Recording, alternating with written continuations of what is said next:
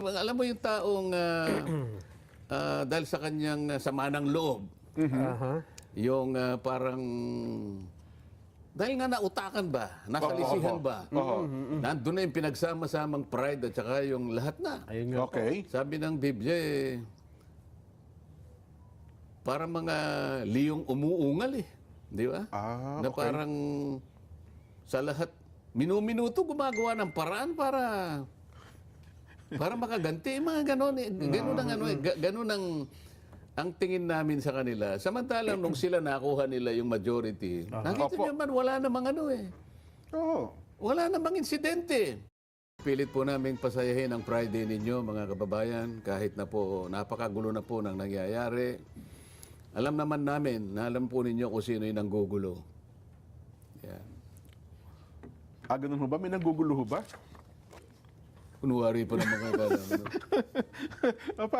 Kasi akala namin ni Nelson, lahat walang... Eh, paano kasi? Halatang halata naman na sikip ang dibdib. Yung galit na galit sa nangyari. Dahil ang pagkakaalam nila, nautakan sila. Naisahan. Mga ganun, ano? Naisahan, nautakan. Eh, yung ba namang very triumphant kasi yung pagdating ni Senator Bato. Ayun nga po. Nagkataon pa naman, dumating sa pagkakataon na talagang kailangan talaga Opo. ang kanyang presensya. Pero di ba siya, bago naman yan, Sen, sabi, alam naman namin na mangyayari, anytime pwede kami mapaltan. Handa naman kami sa ganyan. Salita lang nila yon. Ah, ganun ho ba? Para namang hindi mo naman alam yun eh. Hindi kasi bago ito nangyari noong Lunes, yun na po ang ipinamamarali nila. Ngayon na lang nila sinasabi yan. Ah, ganun ho. Hindi mo ba alam yung... ngayon eh parang Opo. napasulat yata sa banal na kasulatan yan eh. Ba, ano ho ito? Di ba? Nagkaroon ng katuparan po, ha? Oh. Hindi, alam mo yung taong dahil sa kanyang sama ng loob, yung parang dahil nga nautakan ba, nasalisihan ba, nandun na yung pinagsama-samang pride at saka yung lahat na. Ayun nga. Okay. Sabi ng Biblia parang mga liyong umuungal eh. Di ba? Ah, Na okay. parang sa lahat, minuminuto gumagawa ng paraan para makaganti. Mga ganon eh. Ganon ang ano eh. Ganon ang tingin namin sa kanila. Samantalang nung sila nakuha nila yung majority, nakita Opo. nyo man wala namang ano eh. Oo. Wala namang insidente. Ang totoo niyan, siguro pwede mo pang saluduan si dating SP Chis Escudero Ay, opo. na nung makita niya na hawak na nila yung majority, siya pa yung nagsabing we congratulate the new majority, ganyan. Yes po, yes po. Walang walang anumang pangyayari. Opo. At siya pa nagpanumpa kay Siya pa SP Soto. nagpasumpa. Ganun opo. kasi siya at ang iba sa amin, alam namin na talagang nangyayari yun. Oho. Ang Senado ay isang institusyon na kapag yung makasama mo ay hindi na nagugustuhan yung pamamalakad mo, sila ay mag-uusap. Opo. Teka muna, kailangan mapalitan na si ganito kasi mukhang ang direction natin ay papunta rito. Yung dapat nating gawin, hindi na napupunta rito. Eh parang may tinitingnan nyo ngayon. Ganito, sige, palitan natin. Nangyayari yun kahit anong panahon eh. Oho. Aba ngayon parang lahat na lang. Gusto nilang gawin para sa ganun makuha nila kagad. Maibalik sa kanila. Kasi ang sabi nga nila, 99.99%. Ilang araw lang, babalik daw po ulit sa kanila. May mga lumalabas na gano'n. Talagang nagpapahiwatig sila eh. At saka dahil nga alam nilang krusyal, alam nila kasi na meron na kaming 12 votes. Opo. Ngayon, binabantayan nila yung inaakala nilang makukuha namin. So, binantayan nila yung isa. Opo, Di ba mo nasasabihin ng pangalan? Yes, oo. Si Bato kanya, wala yan, hindi makakarating. Yan, tama. Ngayon, para sa ganun, makasiguro sila, abay, pinayagan nila yung NBI na nandun na kagad. Sa baba. Maaga pa lang. Maaga pa lang nandun Nandun na eh. Oo. It's another parang another shield of guarantee na talagang hindi. Kasi nga takot na takot eh. Oo. Oh, ako rin naman, wala naman akong alam na kasi wala naman akong kapag-pag-aasan makakarating naman si Senador Bato. Senador Bato dahil sa alam natin ang kalagayan niya eh. Di ba? Bagamat sa sarili ko naman sana dumating si Senator Bato. Di ko lang alam paano kaya mangyayari yun. Oh, 1 milyon ang naghahanap sa kanya. Paano kaya makakarating? Nangyari nga ang hindi nila inaasahan. Biglang dumating. Nasa lisihan. Yun ang kanilang talagang Pinanggagalaiti. pinanggagalaiti na yan. Paano nyo nakalusot ito? Paano nakapasok dito yan? Oo, para ko nang nakikita ng halos sila naglulupasay lahat eh. Ha? Narinig ko na po dati. Ako una nagalit ka sa akin. Kulang na lang na maglupasay silang lahat. Opo, oo. Oh. Nako. Tama ba yun? Well, mali-mali yun, Sen. Kasi sabi nyo nga, talaga naman, alam naman nila, kasi sa bilang ninyo na siyam at sila ang 13, anytime talaga, pwede talaga mangyari yun. Oh, pagkatapos doon, lumabas silang lahat. Pumunta sila doon sa aming, meron kaming lounge eh. Opo. Senator's lounge eh. Opo. Ako naman, siyempre, gusto ko rin malaman kung ano yung pinag-uusapan nila, di ba? Di pumasok naman ako. Siyempre, Nakidinan kayo ng konti. may pagkain naman doon. Bakit sa kanila ba yun lang? Kasama naman ako ron. Lahat ng panang Oo, naman. ako naman sa ganung pagkakataon, ako'y tuwan-tuwa namang nakikita ko naman sila eh. Kung paano sila naglulupasay, di ba? Alam mo, naririnig, may nakikinig ngayon sa sinasabi ko, kaya kailangan sabihin ko ito. O, di siyempre, nakiumpo ka naman ako ron. Opo. O, di yan. Ba't ka ako ang popular ng mga mukha ninyo? Ano ba yung mga iniinom nyo? Alam nyo naman siguro, ko na sabihin. Yes po. Talagang ano eh. Ang sasama ng loob. Sabi ko, malagihay na kayo. Palagi parang iba nga yun na. Kami ba ganon? Ako nga, sinasabi ko sa inyo, pinilit ko pang tapusin yung hearing ko eh. Nung ako pa ang chairman ng Blue Ribbon. Opo, kasi Umabot pa ako ng alas 4 ng hapon eh. Nung tagpo na yun, kayo po Talagang- mismo, yes, nakamonitor kami nun Hindi ko alam. Alas 12 pala ng tanghaling tapat, nakuha na nila. Nag-meeting na sila. Pero wala akong alam doon. Opo. Kahit siguro malaman kung wala na sa amin, itutuloy ko pa rin dahil kailangan matapos yung agenda namin. Pero sila, nakita mo, wala nang... ayan, okay yun. Ano man pag-usapan natin tungkol doon? Opo. Hindi, pero anyway, Sen, kasi simulan natin sa Monday. Unahin natin, chronological tayo. Monday nga, Yung sinasabi ko. chronological of events tayo. Umaga Sen. muna, umaga. Umaga nung, di ba, ina-expect na ba talaga ninyo na may mag-motion na all seats vacant. all seats vacant, all possession vacant, na mayroon talagang ganun mag-motion? Hindi, ganito kasi, dahil nagpulong kami ng Sunday. Okay. Sunday! Hindi ko nasasabihin kung saan, basta nagpulong kami. Opo. Gabi. Ako naman kasi, pag alam kong wala namang mangyayari, basta sukat na lang na alam nilang nakipag-cooperate ako, nandun ako, nandun nakikinig kayo, ako. Pero hindi na ako nakikisali sa usapan. Kasi nahati lang yung pag-uusap doon sa isang ang tao at saka kay Senator Bato. Ngayon, sabi ko, nawalang galang na sa inyo, basta't ako, hindi ako naniniwala Opo. na itong taong ito ang magbibigay sa atin ng tagumpay. Pasensya na kayo ako. Pasensya okay. na kayo. Ako, Opo. ako, tapat naman ako eh. Ako kahit na imposible, ang alam ko dito, si Senador Bato, kaya lang alam kong imposible. Alam kong imposible, pero sabi Sa sarili niyo, talaga sa tingin, hindi talaga darating si Bato no? hindi. Alam kong gusto niyan dumating. Ang Opo. problema ko, paano siya makakarating? At saka paano paraan ang gagawin niya para makalusot siya sa maraming taong naghahanap sa kanya. Opo. At eventually, bigla niyang ipakita yung sarili niya na nandun na sa loob ng plenaryo. Para sa akin, imposible. Kaya sinabi ko, ito lang ang sa akin, sabi ko, alam kong imposible, pero ito lang kako ang nalalaman kong makakapagbigay sa atin ng tagumpay. Yun ang magiging susi. Respeto naman. Alam naman namin yun, sabi niya. Tapos ako kakausap dito, ganyan. Hindi na ako nakikinig doon dahil alam ko walang mangyayari dito. Ganun ako eh. Opo. O yun ang pananaw ko. Wala naman akong magagawa naman, doon. Kaya nung umalis na ako, actually, nauna akong umalis, sabi ko. Pinuntahan ko si Senator Bongo na nakaupo doon sa malayo. Senator Bong, mauna na ako, sabi ko. Kagaya ng sinabi ko sa'yo, wala tayong pag-asa. Yung sinasabi nyo na Makukuha yung majority. hindi, meron kaming plan B eh. Oho. Meron kaming plan B. Kapag hindi kanya dumating si Senator Bato, Opo. declare na lang natin ang mga chairmanships vacant. Ay, ayoko din yun. Sarili ko lang naman yun. Kasi hindi na lang ako kumikibo. Oho. Kasi alam ko, sige, declare natin. Hindi naman sila papayag, magkakagulo-gulo lang kami. Oho.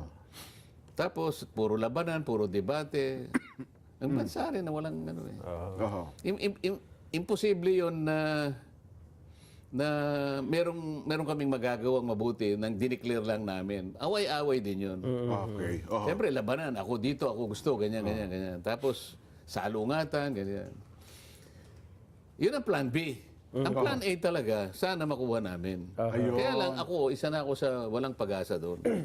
Hindi kayo maasa na mangyayari Hindi ako yun. umaasa. At sabi ko kay Senator Bong, alis na ako, sabi ko. Opo. Kagaya na sinabi ko, si Senator Bong lang, Senator Bato lang. Kaya lang, it is an extreme sacrifice on his part. Opo. Hindi ko alam paano. Pero sana mangyari lang, sabi ko. Kasi kung halimbawa dumating siya lang ang makakapag-turn around. So yun ang mag-trigger na para talaga mag-turn around Pero ng ano. maski sila, alam naman nila yon. So, bali, ganun na lang siya ang magti-trigger. Opo. Saka siguro, kung sakali mangyari, malay mo ako, maisip niya na pag nakuha namin, this is a better chance for him na maproteksyonan namin siya. Ano na nangyari naman for a while, di ba? Opo. The rest is history. Ayun. Oho. Pero kung hindi dumating si Senador Bato, Ayun sa nga. tingin nyo, parang hindi rin magde-decide yung iba na lumipat. Kasi parang Hindi, magagawa din namin mag-motion ng Oho. vacant. vacancy ng chairmanship lang. Hindi ng Senate President. Hindi not all positions. Oho. Kasi ang ginawa namin nung dumating si Bato, di ba? To declare all positions vacant. Iba yung chairmanship lang. Parang gulo-gulo lang. Oho. So yun palang ano. So, ganun kainit si Bato Oho. nung dumating. Kaya So, nung makita ko, bigla akong ako ang unang nabuhayan ng loob. Ang gusto ko eh. Sinalubong talaga, napayakap ako doon sa tao eh. Kasi humahangos nga po eh. Nakita namin eh. Hindi nga siya makapagsalita eh. Anong nangyari sa'yo? Oo, hinihingal po eh. Hinahabol ako. Sino nga ako mahabol sa'yo? Wala na.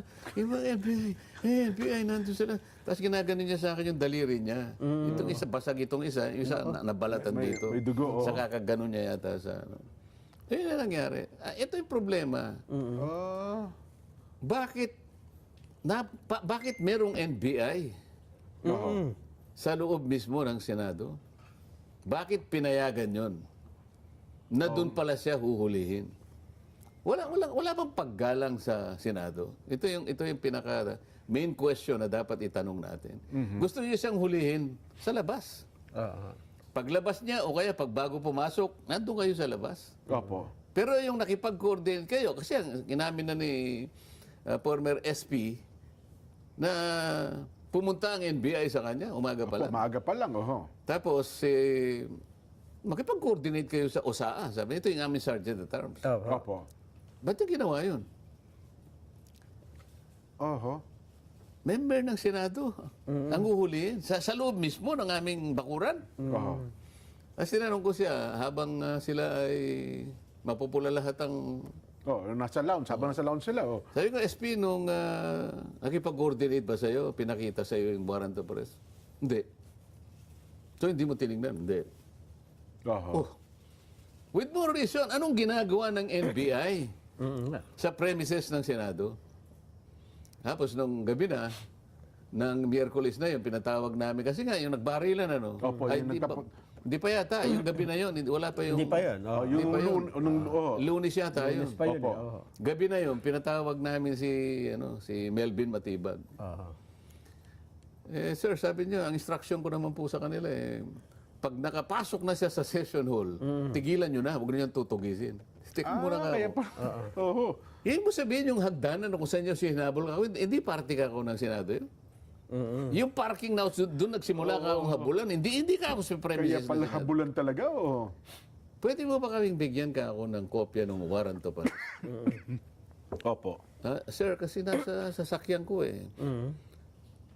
Hindi ngayon, bukas, sabi ko. Tapos, bigyan mo na rin kami ako nung communication or order ng ICC na pinasa sa kanya yung sa Interpol. Opo. Yung inisyo. Kasi yun ang officiality eh. Yun ang proseso na dapat mangyari. So kung sakali ka ako na sinabihan, humingi ng request sa ICC, yung request na yun gusto naming makita. Okay. Tapos from the Interpol, ICC to Interpol request, ano? Opo. So from Interpol, sabi ko, pumunta siya sa atin, PCTC, meron din communication. Ayan. Tapos yung PCTC, dahil siya yung counterpart ka ako ng Interpol, Interpol. Opo. sinabihan ka niya, ikaw ang NBI, mag-execute. Aha. Yung deputization ng PCTC sa inyo, gusto ko rin makita. Therefore, there are 5 Oho. documents na gusto. Yes sir, sabi niya. Hanggang ngayon, wala siyang binibigay. Okay. Palagay mo ka kung dineputize ka, NBI magse-serve. Bakit si Trillanes ang nagwawagay-way ka ako ng warrant of arrest? Ayun, siya pa Sino yun. ba ako yun? Oo nga ho. Oo. Agent. Ang dami nilang dapat sagutin dito eh. Bakit ka ako? Si Trillanes ba? Sheriff na nga ako ng ICC? O naglilingkod na sa Interpol si Trillanes? Paano siya nangyaring napunta ron? Oho. Ito yung mga hindi nila sinasagot. Pagkatapos kung ano-anong sinasabi, nagkudita raw kami dahil sa impeachment. Kahit naman hindi sila napalitan eh, ganun din ang bilang namin eh. Lalo sigurong lumakas pa ngayon dahil pinagaganon nila kami. O palagay mo na hindi makakaboto si Senator Bato dahil biglang nawala na rin. Opo. Siyempre, pati yung aming protective custody, hindi nila ginagalang. Oho. O siguro yung tao nag-isip na, ayaw ko na rin madamay kayong lahat dito, baka magkabarilan dito. Nagkusa na lang tumalilis yung tao. Di ba? Pero 12 pa rin kami ngayon. Oh, yun nga. Oho. O halimbawa, nagbutuhan kami. Ilan bang kailangan nila para Majority po, dapat. para makonvict si Sara? Yung conviction ni Sarah, parang at least mga 16 votes. O, 1/3. O, 2/3. Two-thirds. Opo. Oo. Paano sila makakakuha ng 16? 12 kami. Oho. Oh. Oo nga, no. Kulang pa rin. Kahit pa sabihing siyam lang kayo, ano pa man. Pero, 12 lang kami. Paano ngayon yan? Paano magiging, anong connection nung impeachment. impeachment? Oo nga, no. Kasi yun ang unang pinalulutan. Kaya daw ninyo pinilit na makuha ang Senate majority, kasi parang preparasyon nga raw ho, kung may akyat na sa Senado ang impeachment complaint. Hindi, matagal nang maraming reklamo kasi. Unang-una, si Ping Lacson ayaw niyang magtawag ng... Isa pa yun. Ng Hearing ng Blue Ribbon, ipagpatuloy. Isip-isipin mo naman ang mga tao, halos 9 na buwan ang naghihintay. Kinuha niya yung tungkulin na yon, ang pananagutan na yon. Ang gusto pa niyang mangyari, bago daw siya mag-hearing, pipirma kami doon sa kanyang partial report. Na marami nang naiinis kasi kaya kita mo maski sila ay nang pumirma. pumirma. Oo nga. Yung majority. So maraming disgusted na sa kanilang ginagawa. Sa panig ko din, hindi lamang 'yun eh. Yung mga panukalang batas ko, hindi umuusad eh. Sa kanila, puro sila na lang. Kaya makikita mo, sila na lang ang nagdidepensa, nag-i-sponsor ng mga bill nila. Kasi sila yung nauuna eh. Oho. Puro na lang yung puro ganun, na puro, hindi mo na malaman kung paano nila maayos ang problema ng bansa. So para sa iyo, isang dahilan ho yun kung bakit... Halimbawa, unahin pa nila yung autism, yung ganyan. Akala mo naman, ala nang ang makain ng buong Pilipinas, yung autism. Hindi ko naman sinasabing hindi importante yun. Opo. Kaya lang, I-priority. sus, yun daw, ang tawag din, yung feeding program sa ganito. Okay din naman yung feeding program sa mga eskwela. Bakit yung mga bata lang? Paano yung matatanda at maraming taong nagugutom? Hindi ba ito yung unahin natin? Paano yung sinabi ko na gusto ko 200 kilowatt hours ng kuryente, i-substitute natin sa lahat ng mga subsidy na yan? Oho. Nawawalang visa lang yan, nalulustay lang ang pera, ganyan-ganyan. Tanggalin natin ang 12% VAT ng ganito. Oo. Wala. Itong mga importante, yun ang hindi nila... Hindi schedule. Siguro, konektado sila sa mga oligarch siguro. Kaya marami na rin ayaw din eh. Oo. Gusto nila yung puro sa kanila lang, ganito. At pagka magpi-privilege fee, gusto silang lahat. Ako pag nag-privilege fee, alas 9 na ng gabi. Ating gabi. Paano hindi ka naman? Oho. Oo. Alam mo ba nung yung Lunes na yun, yung mga Opo. saysayang Lunes na yun, palagi yung natala sa kasaysayan. Ayaw po, natala talaga sa kasaysayan po yun. Oh. Magmula nung Philippine Assembly, alam mo yung Philippine Assembly noon unicameral lang ating Senado eh. Assembleya pala. Wala pang nangyari, 1960 ata yun. wala pang nangyari na isang senador, incumbent senator, hinabol ng ng NBI, nakipaghabulan. kamuntik nang nahulog sa, alam mo yung hagdanan namin, napaka-steep eh. Oo. Kapag hindi ka maingat doon, Ay. ay sus, At sa Kaya, loob kaya mismo, nga nadapa si Senador Bato eh. hindi isa. Oho. Palagi ko labil, alam mo nung, nandun sila eh. Meron kasi kaming, meron kaming palikuran sa likod nung session. Doon ako palaging dumadaan. Oho. Pupunta ako sa kubeta, yung masikip na lagusan na yon, papunta doon sa comfort room ng nandun lahat ang mga NBI. Kumakain, siguro gutom sila, may hawak lahat ng sandwich. Magagalang naman sila. Good afternoon po. Good afternoon ako. Pero, gusto ko ba't nandito kayo? Nakaharang na pala Isipin mo. sa dadaanan, Oho. Ngayon lang nangyari sa kasaysayan ng Senado, hinabol ang isa sa amin. May hawak-hawak na warrant of arrest na hindi naman ipinakita. Aha. Bakit pinayagan? So teka lang yung warrant of arrest na yun. Ano yung sinasabi ng mga magagaling na mga... Hindi kasi Ano sabi? maraming pinag-uusapan ngayon. Teka lang, ang una pong tanong, dapat pa talagang arestuhin si Senador Bato? Kasi mula noon, hanggang ngayon, wala talaga makapagsabing, meron ba talagang lehitimong warrant para kay Senador Bato? At yun bang warrant, sabihin na natin, galing sa ICC, kikilalanin ba yun dito sa atin? Kasi meron ng desisyon ukol sa warrant of arrest na yun, di ba? Nang ipinalabas ng International Criminal Court. Bagamat hanggang ngayon, questionable yung ICC warrant, Sen. Yung warrant, in-issue ng ICC. Opo. Okay. Kaya lang, palagi nating sinasabi, yung ICC ay hindi na natin kinikilala dahil hindi na tayo miyembro. Opo. Okay? Pangalawa, meron na tayong domestic law na siya yung kumokover sa mga ganyang klaseng krimen na yan din ang nire-recognize na mga krimen ng ICC. Halimbawa, itong mga crimes against humanity, Yes po. Genocide yan. Opo. International crimes, War mga crimes, ganito. yes po.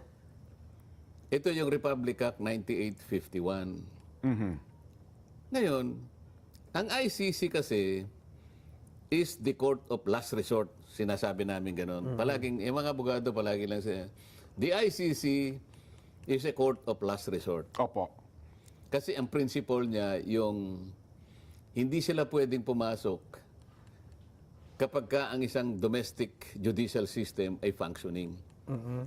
Ibig sabihin, nakahanda sila, gumaganap ng tungkulin, able and willing to do their job. Yun naman ang kondisyon ng ating mga korte at ng ating mga piskalya. Hindi naman nakasara ang ating mga korte. Ang totoo niyan, sinabpi na nga si Senator Bato ng CIDG. Yes po. Ibig lamang sabihin, meron ng active case against him. Oo. Kasi sinabpina na eh. Oo. Siguro nahalata nila, i-withdraw natin ang sabpina para maipakita natin na Nawala. wala pang... Oo. sabi ko nga, Pwede. huli na ang lahat. Oo. Na-serve na. Yung pag-withdraw ninyo ng sabpina is not tantamount to terminating the case. Wala na, doon pa rin ang kaso eh. Sinabi na sasagutin ko kayo in proper time. Kaya lang hinahabol-habol kasi ako nitong mga NBI. O, hindi siya pwedeng pumasok, sabi namin, dahil wala ka na sa ano eh. Wala ka na sa hulog eh. Paano ka mag-i-issue eh? Wala na nga tayong treaty. Maski nga doon sa batas na yun, sinasabi nga roon, kailangan dumaan ka sa siyang domestic court. O, hindi naman automatic yung RA 9851 ako mo sinabi niyang kapag meron ng isang international court na nag-iimbestiga, pwede niyo siyang Isuko. i-surrender o kaya i-extradite. Opo. Pero hindi automatic yun eh. Sabi niya, in accordance with the extradition laws and treaties. O tinatanong ko nga meron ba tayong extradition treaty sa ICC? Hindi naman bansa yun. Wala po, wala. Oo. Kahit na limbawa, bansa yung ICC, meron tayong extradition law, Presidential Decree 1096 yata ito eh. At meron ng procedure din na inisyu ang Korte Suprema. Dadaan sa korte. So hindi automatic yun eh. Pagkatapos, or treaties, sabi niya. Opo. Wala na nga treaty, nag-withdraw na tayo 2019 pa eh. Sa mga tweet, yung inisyu mo, hindi na dapat kilalanin.